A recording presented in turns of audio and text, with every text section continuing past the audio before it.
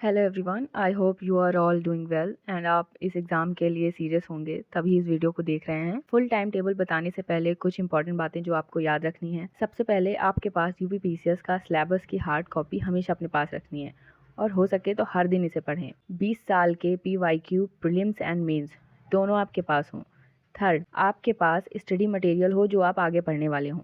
आप study material अपने according search कर सकते हैं। कुछ बेस्ट बुक मैं भी आपको बताऊंगी और जो बेस्ट लगे उसे आप अपने साथ रखें। फोर्थ है कि टू डू लिस्ट आप अपनी खुद की बनाएं डेली की। 7 मंथ की तो मैं बता दे रही हूँ। आप इस टाइम टेबल में खुद के टाइम के अकॉर्डिंग चीज़ें सेट कर सकते हैं क्योंकि सबकी सिचुएशन एंड टाइम मैनेजमेंट अलग अलग हो सकता है। और सबसे ज़रूरी और इम्पॉर्टेंट बात, जोश और जुनून 1-2 दिन में या हफ्ते भर में ख़त्म हो जाएगा। आप स्टडी मटेरियल ला कर रख लोगे, टाइम और मनी वेस्ट करेंगे। इससे पहले आप खुद को समझें, क्या आप लंबी जर्नी के लिए तैयार हैं? क्योंकि लंबी रेस वाले ही इस एग्ज़ाम में जीत सकते हैं। तैयारी तो सब कर लेंगे, वीडियो देखकर फॉर्म फिल करके कंटिन्यू रह पाओगे। प्री से लेकर मेंस और फिर इंटरव्यू पूरे 1 से 1.5 साल का प्रोसेस है। अगर आप रेडी हो तो ही वीडियो आगे देखिए।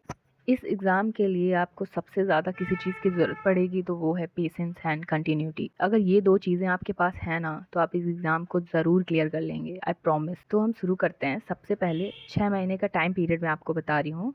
1 मार्च से लेके 31 अगस्त तक आपको ये 6 महीने तक पूरा प्री से लेके मेंस तक की ओरिएंटेड पढ़ाई करनी है। उसके बाद फिर हम प्री ओरिएंटेड हो जाएंगे जब एग्जाम आने लग जाएगा। सबसे पहले हम टॉप स्कोरिंग सब्जेक्ट से स्टार्ट करेंगे जो सबसे इंपॉर्टेंट होते हैं, कोर सब्जेक्ट जैसे हिस्ट्री, पॉलिटी, ये वाले। तो मतलब आप इनके जो सीक्वेंस है ऊपर नीचे अपने अकॉर्डिंग कर लीजिएगा। मैं आपको बता दे रही हूँ। 1 मार्च से 15 मार्च तक 15 दिन तक आपको एंशियंट हिस्ट्री उठानी है। सबसे पहले आपको टॉपिक पढ़ना है, फिर उसकी पूर्वालोकन देखनी है घटना चक्र से कि प्री में कौन से पीवाईक्यूज आए थे, मेंस में कौन से आए थे। मेरे अकॉर्डिंग तो 1 महीने बाद ही आप स्टार्ट करें, मतलब एक जैसे आपका सब्जेक्ट कंप्लीट हो जाता है तब आप मेंस लिखने की प्रैक्टिस करें। अभी कोई भी प्रैक्टिस मत करें, सिर्फ पीवाईक्यू पढ़ें और मेंस के क्वेश्चन आंसर देख लें, एटलीस्ट एक नज़र डाल लें। और आपको कम से कम 150 से 200 क्वेश्चन डेली के पीवाईक्यू के अटेम्प्ट करने हैं। जो आपने पढ़ा है उसी से रिलेटेड पढ़िए।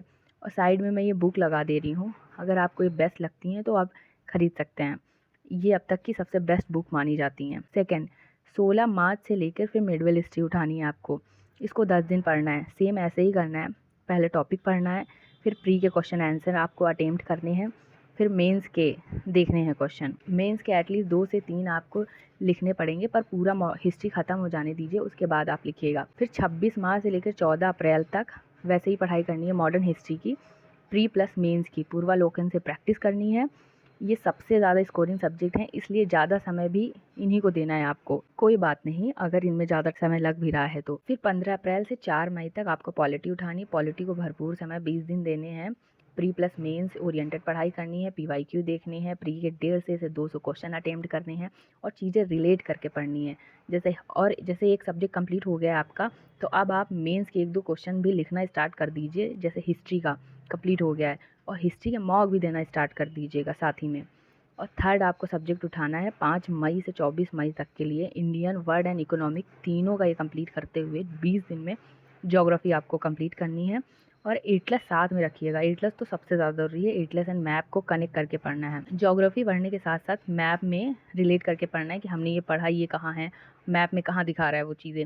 इसमें भी सेम ऐसे ही पढ़ना है। प्री प्लस मेंस की प्रैक्टिस करनी है, साथ ही हिस्ट्री, पॉलिटी का रिवीजन तो एटलीस्ट 2 घंटे मिनिमम करने ही करने, ये तो सबसे मस्त ज़रूरी है। अब फोर्थ सब्जेक्ट उठाना है आपको 25 मई से 8 जून तक, 15 दिन में आपको ख़त्म करना है एनवायरनमेंट। इसे वैसे ही पढ़ना है जैसे सारे सब्जेक्ट पढ़े हैं, पहले रीड करना है, फिर प्री के क्वेश्चन अटेम्प्ट करने हैं, फिर मेंस के पीवाईक्यू देखने हैं और घटना चक्र, पूर्वालोकन तो मैं तो कह रही हूँ खरीद के रखिएगा और सामने रख के फिर प्रैक्टिस करिएगा, क्योंकि हाथ से जो आप टिक मारते हैं ना वो ज़्यादा हमारे दिमाग में फीड होता है। इस सब्जेक्ट से करंट अफेयर सबसे ज़्यादा पूछे जाते हैं, तो कंसेप्ट जो है बिल्ड करने के साथ साथ इस पर भी फोकस करें कि करंट में क्या पूछा जा रहा है।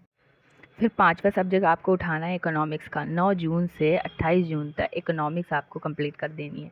ये भी सबसे ज़्यादा करंट अफेयर वाला ओरिएंटेड सब्जेक्ट होता है। इसमें ये करंट अफेयर रिलेट करके बहुत पूछते हैं क्वेश्चन। तो इसमें करंट अफेयर के जो इंपॉर्टेंट टॉपिक्स हैं जैसे कि union budget, state and budget, economic survey, ये सब फरवरी मार्च तक में वो मैगजीन आ जाती हैं, तो आप वो ले लीजिएगा। और इसमें भी प्री एंड मेंस के पीवाईक्यू लगाने हैं, पुराने सब्जेक्ट का रिवीजन, ये सबसे इंपॉर्टेंट है, इसे बिल्कुल नहीं भूलना है, ये साथ में करते रहना है। अब आप सारे स्कोरिंग सब्जेक्ट जो आप पढ़ चुके हैं अब इनका सिर्फ प्रैक्टिस करनी है, मॉक लगाना है। मार्क्स बढ़ते हुए जब आप देखोगे ना तो आपका कॉन्फिडेंस बहुत बिल्डअप होगा, कॉन्फिडेंस लेवल बूस्ट होगा। अब सबसे ज़रूरी है कि करंट अफेयर जो सबसे ज़्यादा मार्क्स दिलाता है आपको, कम से कम 30 से 35 क्वेश्चन इसी से पूछता है। तो मंथली और ईयरली पढ़ते रहिए। साथ ही यूट्यूब में भी वीडियोस आती हैं, उन्हें भी आप देख सकते हैं। आप पूछेंगे तो मैं बेस्ट वीडियोस यूट्यूब की बता दूंगी आपको जो बेनिफिशियल हो आपके लिए। तो अब आपको सबसे इम्पॉर्टेंट क्या क्या रह गया है, रिवीजन करना है जो भी सारे सब्जेक्ट आप पढ़ चुके हैं, और मंथली और ईयरली वाला ये करंट अफेयर आपको डेली पढ़ना है। ये 2 चीज़ों का रिवीजन आपको साथ में करते रहना है। और साथ में आप छोटे छोटे जो सब्जेक्ट रह गए हैं उनको, वो है आर्ट एंड कल्चर। ये 11 की एनसीईआरटी इसके लिए सबसे बेस्ट होती है, और एक पतली सी नितिन सिंघानिया की आती है, वो आप पढ़ लीजिएगा, इससे कंप्लीट हो जाएगा। तो 29 जून से 3 जुलाई तक 5 दिन में आपको ये ख़त्म कर देना है, प्री प्लस मेंस के क्वेश्चन आंसर, वही पीवाईक्यूज देखने हैं सारे। फिर 4 जुलाई से 18 जुलाई एथिक्स देखनी है, घटना चक्र 15 दिन में इसे ख़त्म कर देना है। 19 जुलाई से 31 जुलाई तक 13 दिन में आपको यूपी स्पेशल का जो पेपर होता है 5th एंड 6th वो कंप्लीट कर देना है। और 1 अगस्त से 15 अगस्त तक 15 डेज़ में आपको एथिक्स एंड पोस्ट इंडिपेंडेंट, ये 2 सब्जेक्ट जो होते हैं ये तैयार कर देने। इसके लिए आपको विज़न के जो नोट्स होते हैं ना वो बहुत यूज़फुल होंगे, और जो इम्पोर्टेंट टॉपिक्स हैं इसमें सिर्फ वही पढ़ने हैं, पूरा पढ़ने की नीड नहीं है। और 16 अगस्त से 30 सितंबर तक अब आपको प्रीलिम्स ओरिएंटेड पढ़ना है। ओनली प्रैक्टिस प्रैक्टिस एंड बस प्रैक्टिस। खूब सारे मॉक्स लगाने हैं, करंट अफेयर का रिवीजन करना है, पीवाईक्यूज लगाने हैं, और कुछ की पॉइंट्स हैं जो मैं आपको बता दे रही हूँ। जितने भी घटना चक्र हैं सबका पूरा रिवीजन होना चाहिए, एटलीस्ट 2 से 3 बार तो डेफिनेटली। पीवाईक्यूज सारे देख डालने हैं फिर से, और एनालिसिस करना है कि क्या आपको नहीं आ रहा है, वीक एरिया क्या है। आपने जब पढ़ाई करी होगी तो नोट डाउन किया होगा कि क्या नहीं आता है हमें, तो उसका रिवीजन करना है कि मतलब इन डिटेल में डेप्थ में उसे पढ़ना है कि ये मजबूत कैसे हो जाए हमारा वीक एरिया। और budget and economic survey UP special की प्रीलिम्स की बुकलेट लेनी है, इसे प्रैक्टिस कर डालनी है। सबसे इंपॉर्टेंट टॉपिक है, इन्हें पूरा रिवीजन करें। सीसेट के पीवाईक्यूज लगाएं, उससे सीसेट निकल जाता है पीवाईक्यूज से। करंट अफेयर में फोकस करें सबसे ज़्यादा। 7 से 8 घंटे डेली, हो सके तो 10-11 घंटे पढ़ पाएँ तो ज़्यादा अच्छा है, पर 7 से 8 घंटे आपको डेली तो पढ़ने ही पढ़ने। और मुझे लगता है कि टू डू लिस्ट आप मॉर्निंग में नहीं, उसके बजाय रात में बना के रख दें, और सुबह उस टू डू लिस्ट के अकॉर्डिंग ही टॉपिक्स कवर करें। टाइम को 2-2 घंटे के स्लॉट में डिवाइड करें, 2 घंटे पढ़ाई करें, 10 मिनट आपको रेस्ट करना है, फिर 2 घंटे पढ़ाई करना है। 1 से 1.5 घंटे पीवाईक्यू का एनालिसिस ढंग से करें, वो सबसे ज़रूरी है। कोर सब्जेक्ट का रिवीजन मल्टीपल टाइम ज़रूर करें, जैसे polity, history, environment, geography, economics and ecology. 30 सितंबर के बाद आपको सिर्फ और सिर्फ मॉक एंड प्री की प्रैक्टिस करनी है, एनालिसिस करना है, पीवाईक्यू लगाने हैं, घटना चक्र को एनालिसिस कर डालना है। वैसे तो एग्ज़ाम 12 अक्टूबर को है, पर ये डेफिनेटली 12 अक्टूबर को नहीं होगा, ये लेट हो जाएगा। फालतू की बुक्स एंड वीडियोस से दूर रहना है, और सबसे ज़रूरी बात कि आपको अपने लिए पढ़ाई करनी है, किसी और के लिए नहीं। पेरेंट्स, फ्यूचर, या किसी ने इंसल्ट कर दी, नहीं, आपको ये सब की सोचने की ज़रूरत ही नहीं है। आपको सिर्फ अपनी फ्रीडम एंड अपनी इंडिपेंडेंस के लिए पढ़ना है, कि आप अपने पैरों पे खड़े हो सकें। खास तौर पे गर्ल्स के लिए मैं कह रही हूँ। तो आप खुद का सोचें और खुद ही अपनी बुद्धि और विवेक का इस्तेमाल करें, अपने लिए पढ़ाई करें, खुद का दिमाग लगाएं, खुद की स्ट्रेटेजी बनाएं, खुद का टाइम टेबल बनाएं। बाकी जैसे मैंने पहले ही आपको बताया कि इस एग्ज़ाम के लिए सबसे ज़रूरी होता है कंसिस्टेंसी एंड पेशेंस।